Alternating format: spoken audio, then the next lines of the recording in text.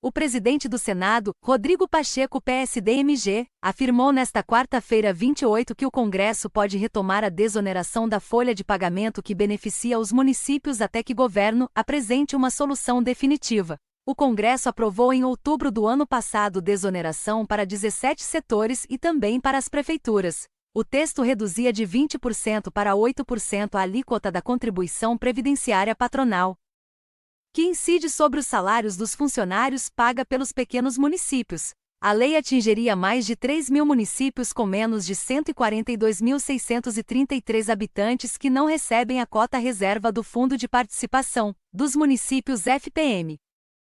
Na época em que foi promulgada, congressistas afirmaram que, pela regra, o governo deixaria de arrecadar 9 bilhões de reais anualmente. Depois, em dezembro, a Presidência da República tomou a decisão de cancelar o benefício tanto para a iniciativa privada quanto para os municípios. Nesta quarta, no entanto, o governo publicou uma nova medida, em que mantém a desoneração somente das empresas e, na prática, segue cobrando das prefeituras o valor cheio do imposto. 20% sobre os salários. A solução ideal é o encaminhamento da revogação da MP da parte que trata da desoneração como um todo e não só dos 17 setores. Ou o Poder Executivo faz com os municípios o que fez com os setores ou a Presidência do Congresso pode, eventualmente, considerar não escrita esta parte dos municípios, disse Pacheco no plenário do Senado. Após a declaração, o senador concedeu entrevista aos jornalistas. Ele pontuou novamente que não pode haver um tratamento diferente entre empresas e municípios em relação ao benefício. Como o governo enviou nesta quarta um projeto de lei com urgência sobre a desoneração dos 17 setores, Pacheco defende que a questão dos municípios também seja debatida em forma de proposta no parlamento.